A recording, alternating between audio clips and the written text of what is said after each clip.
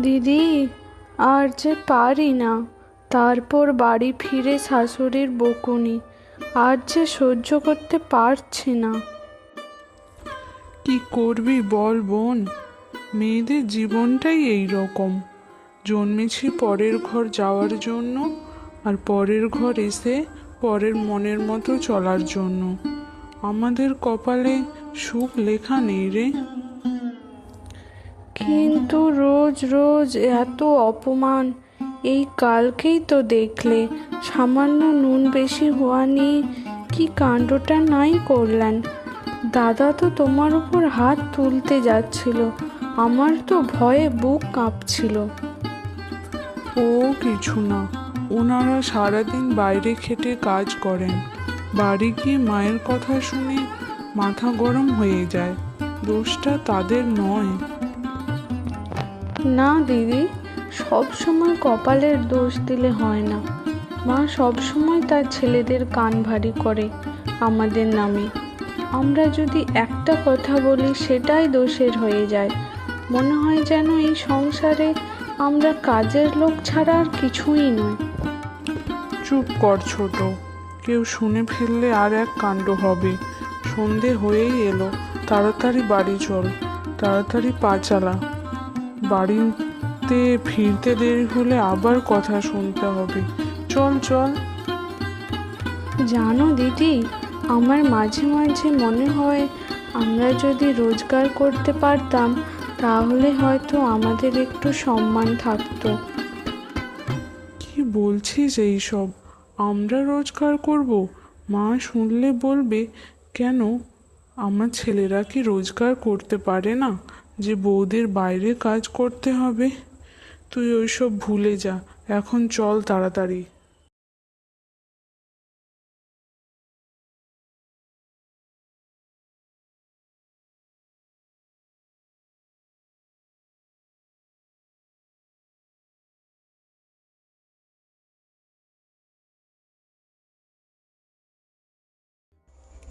হ্যাঁ রে গোপাল, তোদের চোখে কি কিছুই পড়ে না?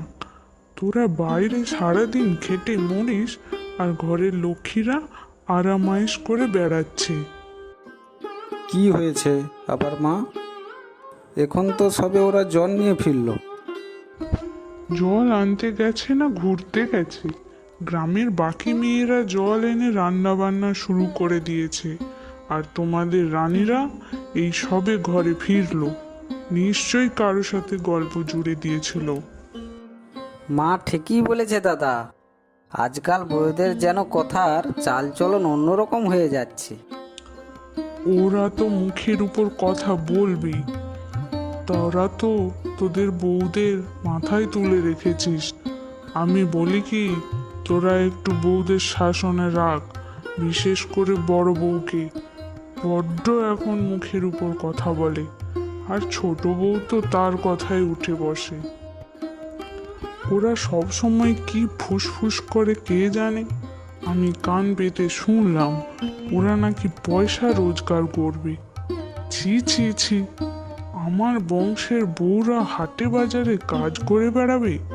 আমি কিছুতেই মেনে নেব না, এই আমি বলে রাখলাম। কি, ওদের এত বড় সাহস?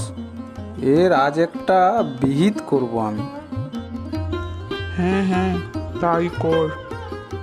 হ্যাঁ দাদা, বউদের খুব বার বেড়েছে। কিছু না বললে আমাদের মাথায় চড়ে বসবে। আমি আজই এর কিছু না কিছু ব্যবস্থা করব। বড় বৌমা, তোমার রান্না করতে কত সময় লাগে? আমার জন্য ভাত নিয়ে এসো। এই তো মা, নিয়ে যাচ্ছি। কি হয়েছে মা? ওরে বাবা রে, আমাকে মেরে ফেললো রে। ওরে গোপাল, এসে দেখে যা, তোর বউ আমাকে মেরে ফেললো।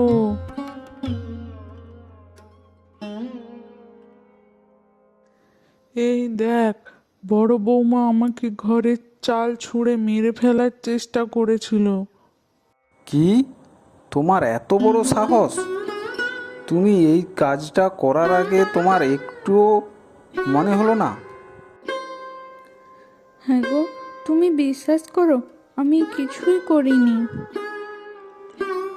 ওকে তুই বাড়ি থেকে বের করে দে, আমার তো ঘরে থাকতেই ভয় লাগছে। তুমি এক্ষুনি এই বাড়ি ছেড়ে চলে যাও। না না, আমি কিছু করিনি। আমাকে তাড়িয়ে দিলে আমি কোথায় যাব? আমি কিছুই শুনতে চাই না, এক্ষুনি বাড়ি থেকে বেরিয়ে যাও।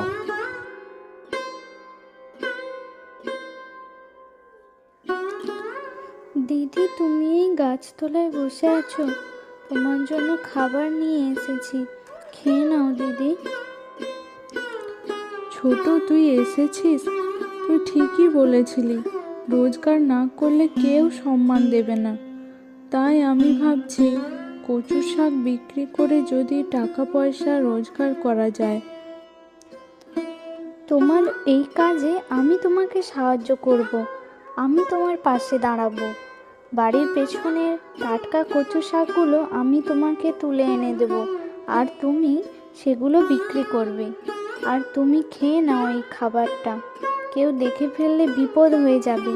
আমি এখন আসি। কচু শাক নিয়ে যান, টাটকা টাটকা কচু শাক নিয়ে যান। কচু শাক কত করে দিচ্ছ? এক আঁটি মাত্র 5 টাকা। দিন দিন, আমাকে 2 আঁটি কচু শাক দিন। দিদি দিদি, খুব বড় বিপদ হয়েছে। শাশুড়ি মায়ের খুব শরীর খারাপ, ডাক্তার বলেছে 10,000 টাকা লাগবে, না হলে মাকে বাঁচানো যাবে না। কি বলছিস ছোট? মায়ের শরীর খারাপ?